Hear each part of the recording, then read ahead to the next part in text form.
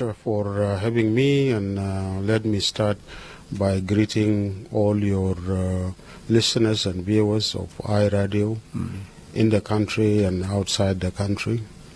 And with this also, let me pay our heartfelt and deep condolences for the lives lost in Aru Junction because of the attacks that occurred 3 days ago, and which has taken many lives, and also it has led to loss of properties, fighting among our communities from the pastoralist and the host communities in eastern Equatoria.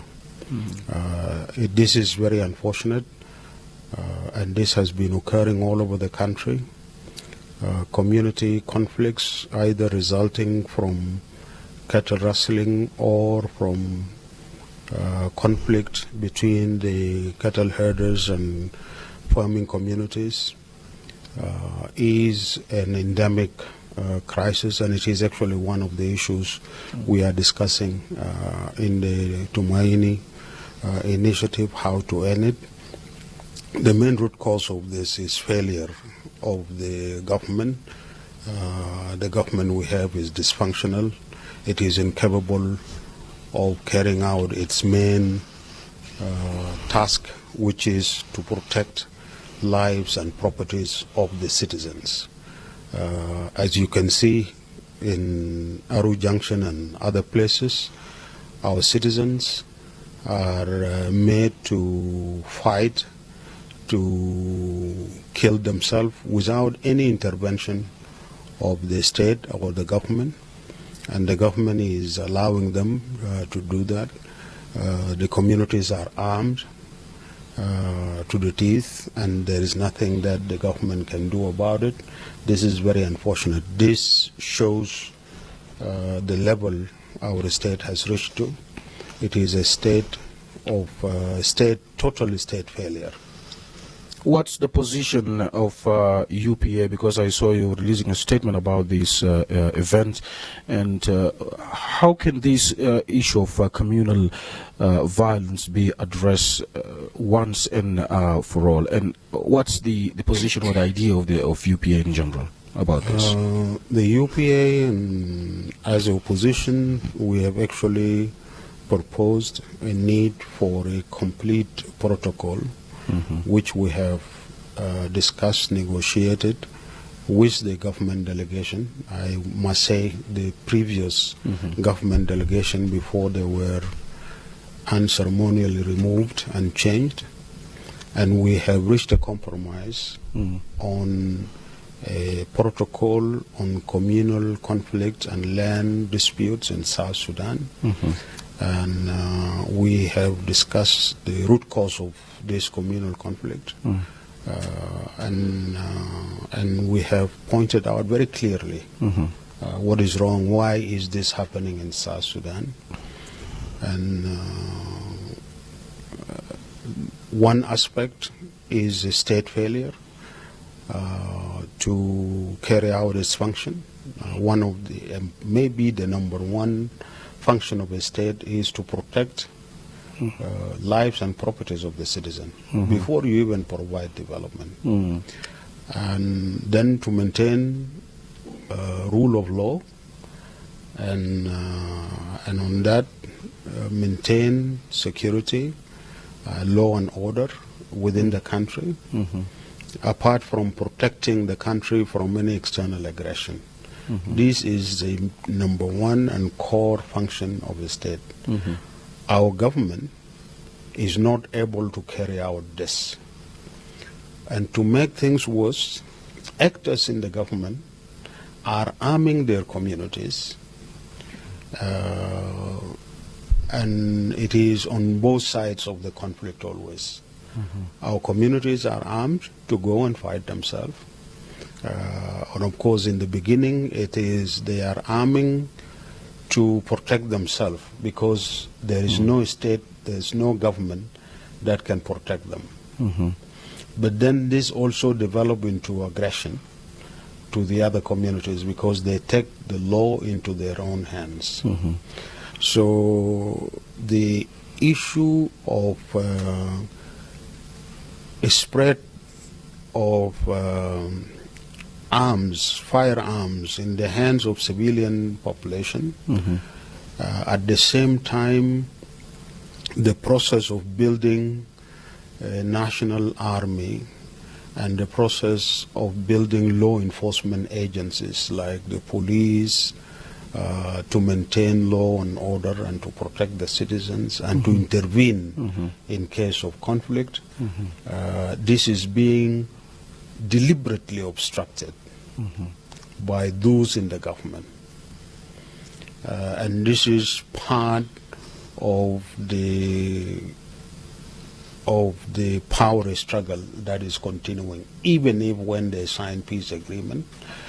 And this result into these conflicts, communal conflicts, and create instability in the countryside and has very severe consequences on the economy, on the lives of the people.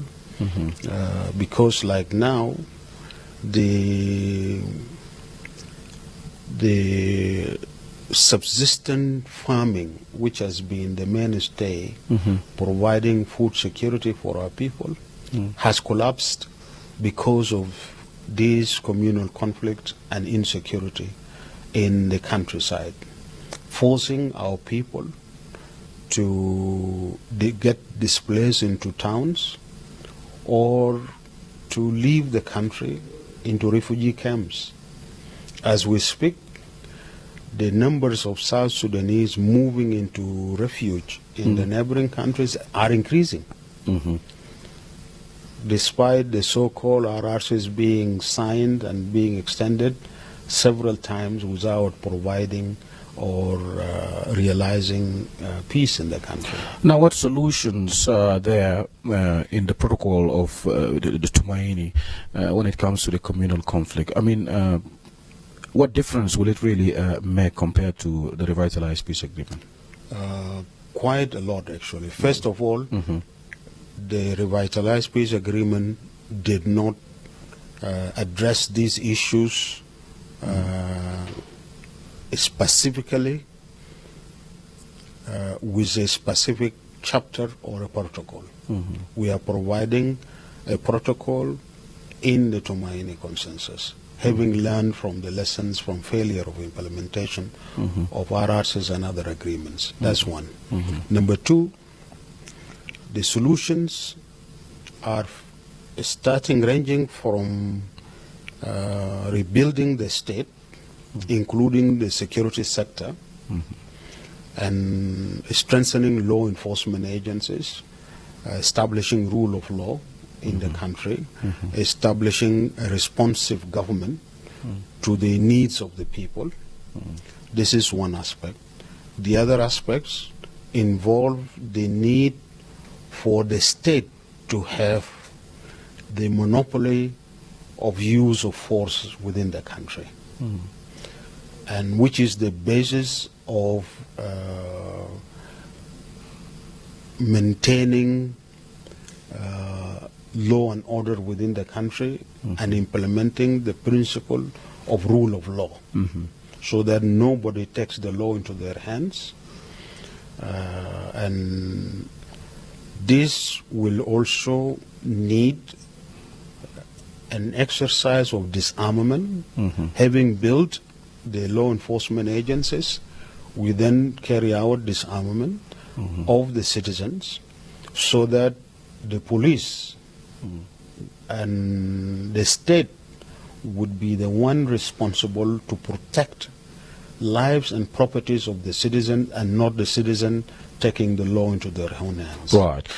Now, General Pagan, let's talk about Tumaini and what are we expecting today. I understand last week there was a presentation about the root causes of the conflict after the parties agreed to shelve the agenda number 1, which was actually the clarity on the names of the parties and so forth. So, can you summarize to us the presentation of UPA last week about the root causes of the conflict?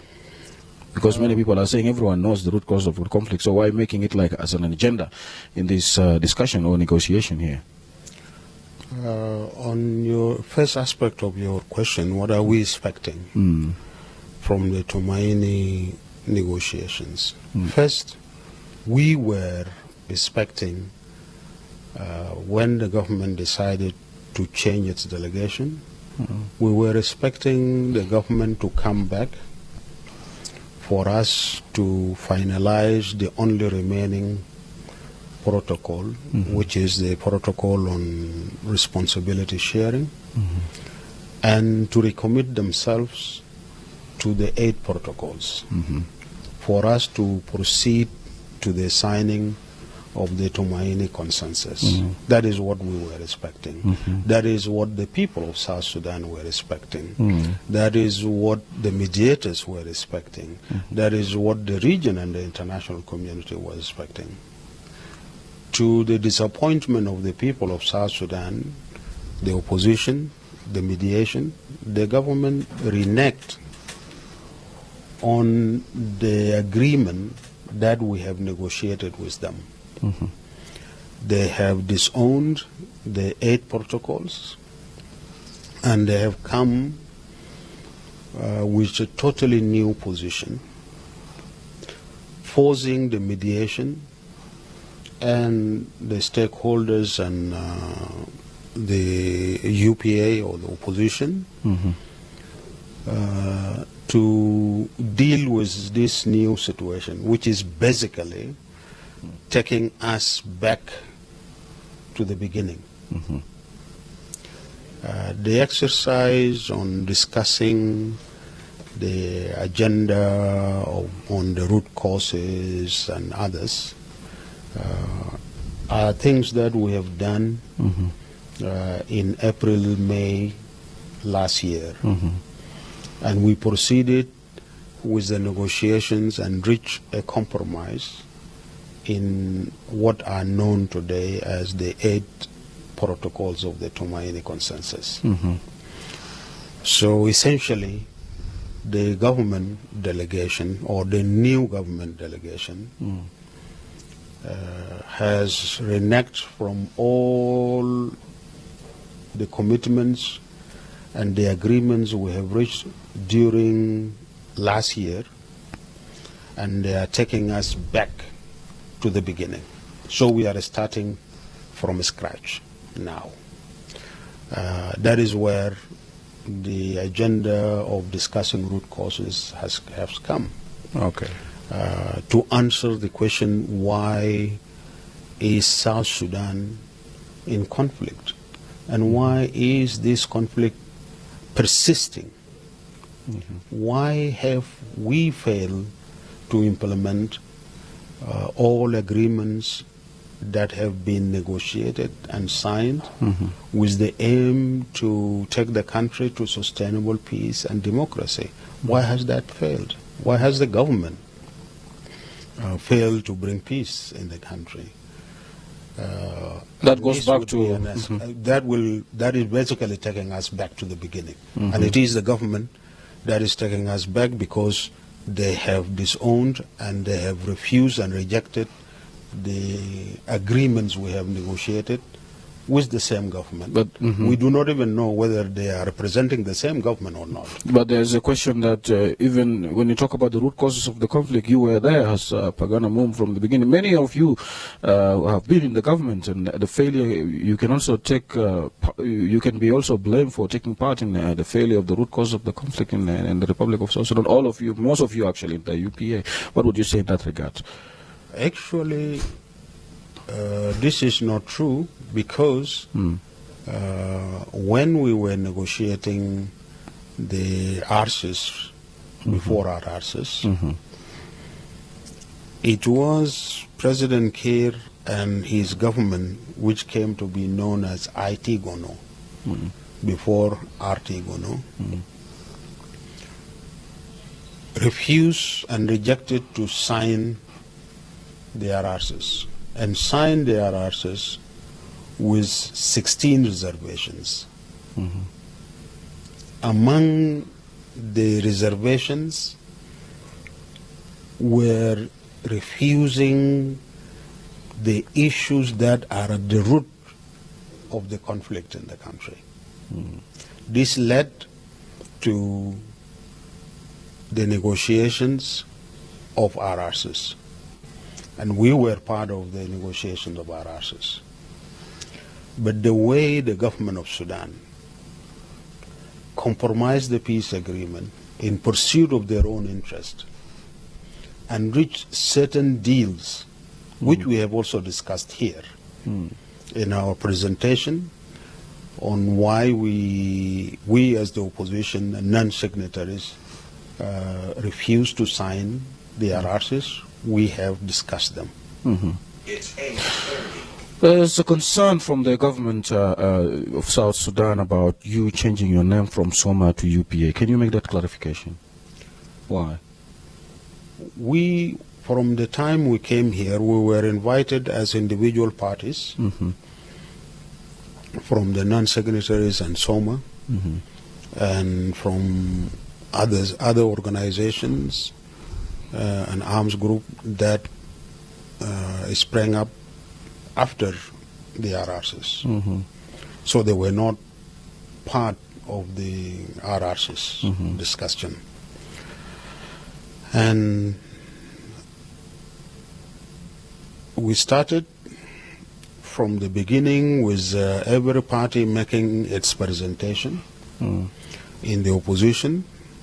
And we realized in the opposition that actually much of our positions are similar, and we felt the need to unite ourselves. And that's a process that started right from the beginning, from May last year. We then united, and a clumsy name, SOMA and other oppositions, and we continued discussing. We united our negotiating delegations. We coordinated our efforts, and we consolidated this process of unity by agreeing to formally come together as one alliance of several parties, which are mentioned in the declaration of our of UPA to our people. And UPA, as an alliance of all the oppositions negotiating here in Tumaini, have resolved to consolidate their unity, and this is absolutely their right. Secondly, this has facilitated and made it easy for the process of negotiations, because now we are presenting one position to address all the issues of peace and conflict in our country. And for the government to claim that we have no right, this is absolutely nonsense. That is not their right. Opposition, whether before negotiations or during negotiations, have every right to unite themselves, to come together. And they themselves, as a government, they are a government, a coalition of so many parties. And they have united themselves, even to come and face us. They decided to change the previous delegation, claiming that the previous delegation was not representative of their different parties. So if they can unite, and they are a government, and come with one position, this is good. They cannot deny us not to unite ourselves. Last time, they were so divided that some of them walked out from the talks. Yeah, but Now they say that they are united and they have come back together. Why would they unite themselves and then see our unity as a problem? But in the summer there was nothing like commander-in-chief, chief of general staff, but UPA now came with this. It's like kind of a military wing. So what would you say in that? Are you sure about that? That's what people there think. Have been so many commander-in-chiefs. Okay. So it's now united. And so many chief of staffs. Every army has its own commander-in-chief, independent, and every force has its own chief of staff. What we have done is actually to facilitate the process of transition to peace. We have united all the opposition parties, and we have begun the process of uniting all the forces of the opposition into one unified force. Okay. And this is a process that is ongoing. Okay. And this will help the process of integration of forces. All right. All right. And instead of having 10 different armies, you now will have one unified army. All right. Now, So that claim is totally false, and this is a lie to outwit the people, but our people are much more smarter than such a cheap. Right, right. Before we cross back to our main studio and pick a few calls from our listeners in Juba there with my colleague Al-Hadi Hawari, I want you briefly, General Pagan, to talk about today, because on Friday we had a brief statement from Ambassador Muhammad Ali Gwe, who's the Deputy Chief Mediator, talking about today you are going to have a kind of south-south munaqashat junubin among themselves, especially the government and the opposition. They are going to co-chair the negotiation on the continuation of the root causes. So how did you guys reach to that consensus? It is actually a proposal by the mediation. The mediation employ various modalities of negotiations, and the parties cooperate with the mediation. So they came with that. They started first by presentations of positions and papers, which they did not allow last time in the last sessions.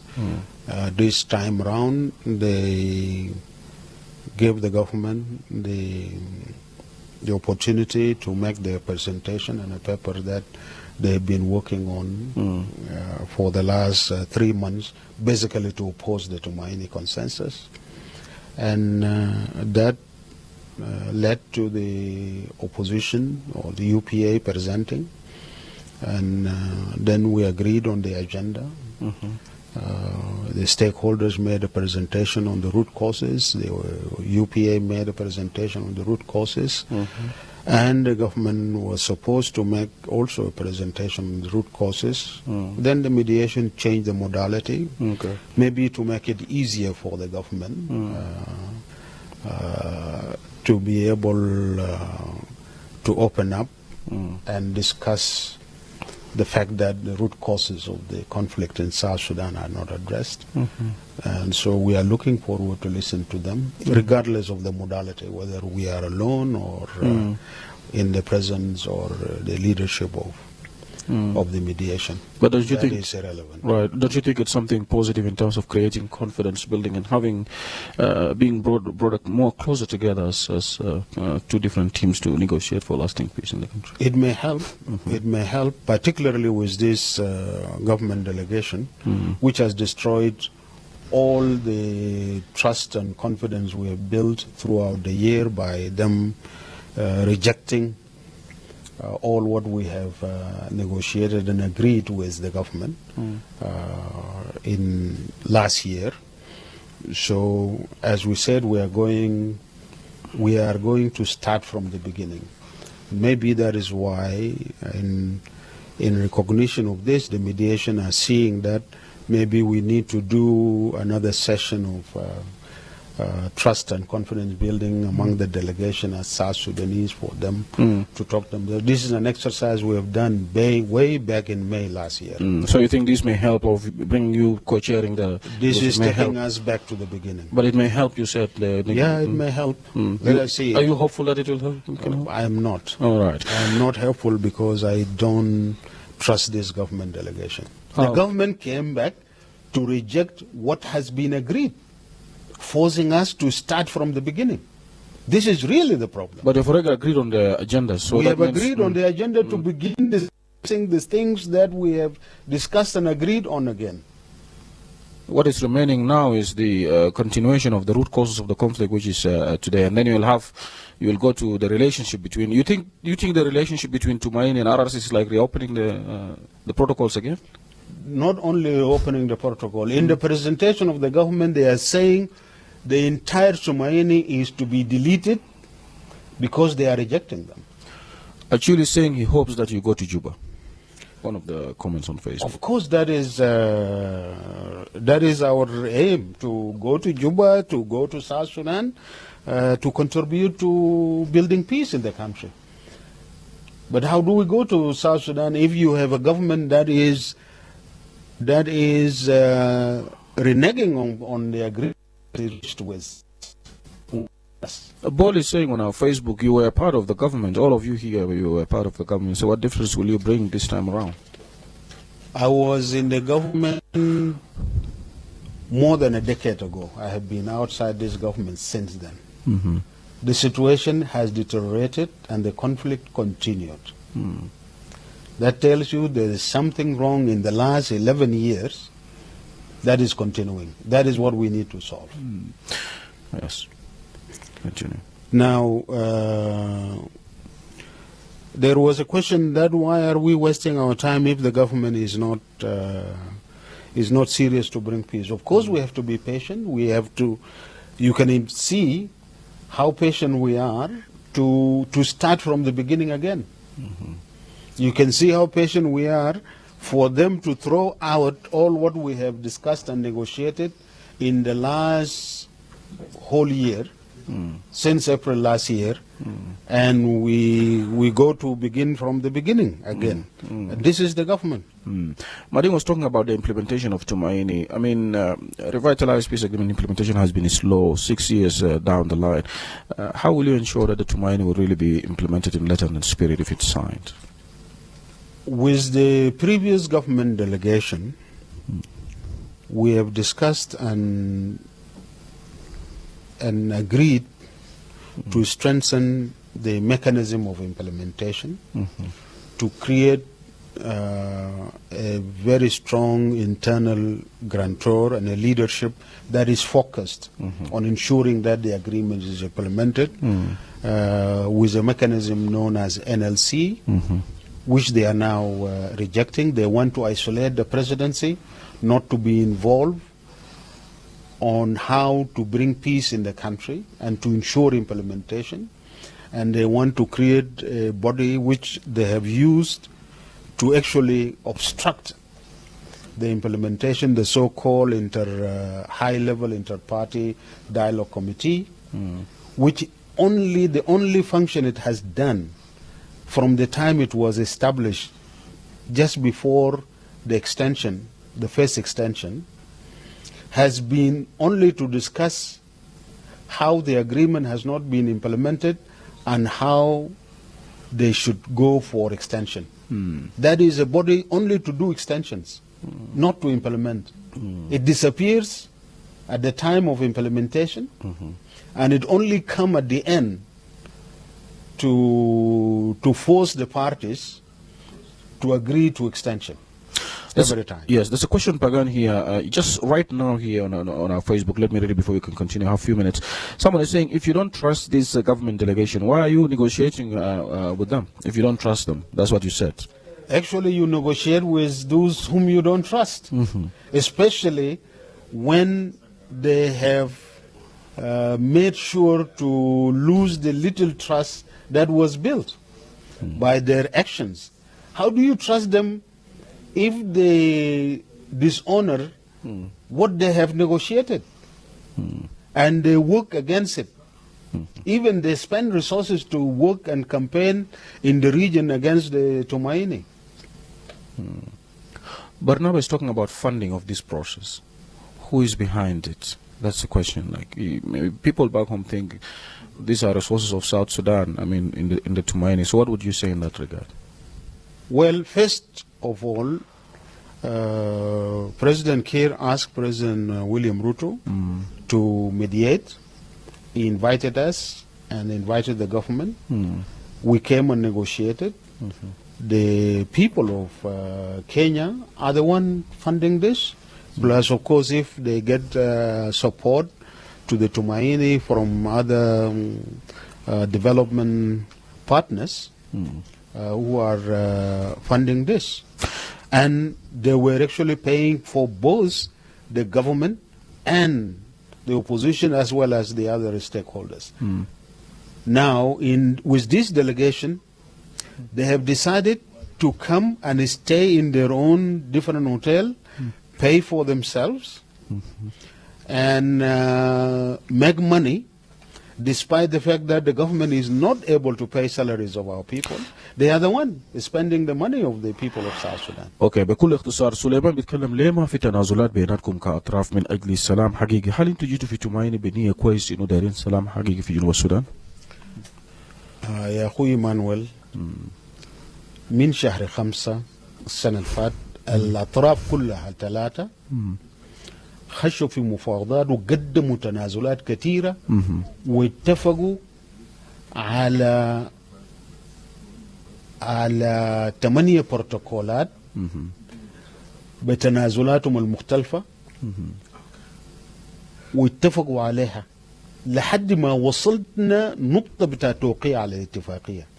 الخلانا ما نوقع على الاتفاقية اللي قدمنا فيها كل التنازلات ده. حتى الحكومة قدم تنازلات، المعارضة قدم تنازلات، أصحاب المصلحة الآخرين قدموا تنازلات. الطرف الوحيد التراجع من التنازلات اللي قدموها هي الطرف بتاع الحكومة. حقه تسأل السؤال ده لأنه هم الحكومة جاء وقالوا 8 بروتوكولات الحكومة اتفقت عليها هم ما ملتزمين بها وهم ضدها. السؤال ده حقه تسألوا به كل منيان. Of course نسأل الحكومة. Of course نسأل الحكومة. هم التراجع، هم الجو بموقف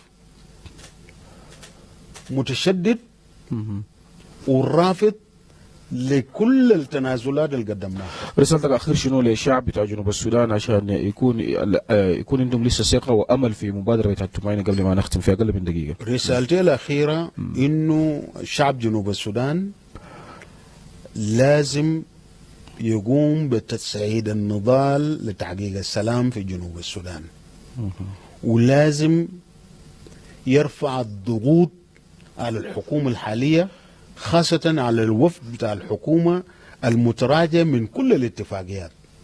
ده الشيء الموجود. نحن قريبين من اتفاق. الآن عندنا 8 بروتوكولات متفقين عليها. ممكن نوقعه بكرة. لكن اللي عاجز شنو؟ ده الحكومة. Alright. شكرا جزيلا جنرال باغان أموم هيد بتاعت UPA والأوبوزيشن جروب في مبادرة بتاعت تومايني.